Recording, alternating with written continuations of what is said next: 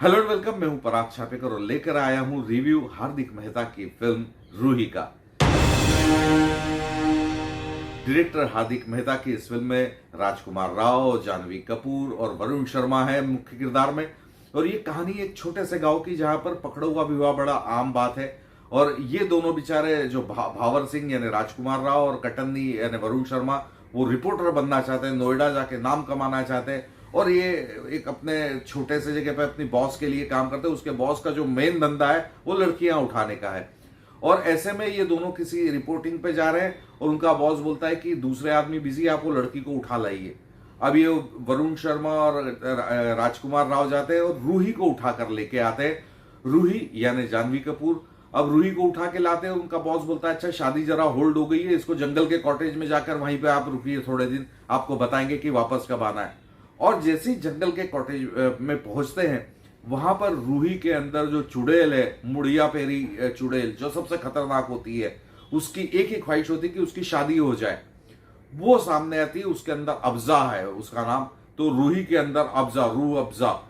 अब यहां पर एक अजीब सा लव ट्रायंगल बनाया है डायरेक्टर ने, जो कि यहाँ पर भावर को प्यार होता है रूही से और कटन्नी को प्यार होता है अब्जा से। अब ये क्या होगा आगे, इन दोनों का प्यार सफल होगा या नहीं, वो क्या होगा चुड़ैल का, वो चुड़ैल उसको छोड़ेगी या नहीं, ये एक अजीब से ताने बाने पर बुनी गई है फिल्म रूही।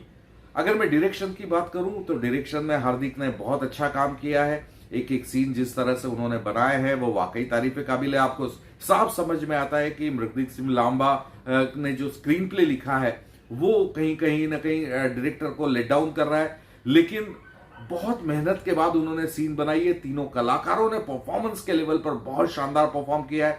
जानवी को जैसे हमने पिछली फिल्मों में देखा था, उससे बिल्कुल अलग जानवी नजर आती है। दोनों ही किरदारों में, रूही और अब्जा के किरदारों में अलग अलग परफॉर्मेंसेस, अलग अलग एक्सप्रेशन, अलग अलग डिलीवरीज उन्होंने दी है।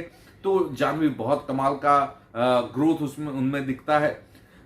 वरुण शर्मा लाजवाब है इस फिल्म में। जिस तरह का परफॉर्मेंस उन्होंने दिया, जो टाइमिंग उनकी है वो अद्भुत है। राजकुमार राव अच्छे कलाकार हैं, लेकिन उन्होंने जो इंटरवल के बाद का जो पोर्शन है उसमें वो अचानक वो ट कब बोलने लगते समझ में नहीं आता। वो जब प्रिसाइजली बोलते तब वो ट क्यों बोलने लगते हैं वो मेरे समझ से परे, क्योंकि इंटरवल तक कहीं पर ऐसा समझ में नहीं आया कि आदमी कहीं पे तोतला बोल रहा है। वो एक बहुत जर्क लगता है कैरेक्टर में।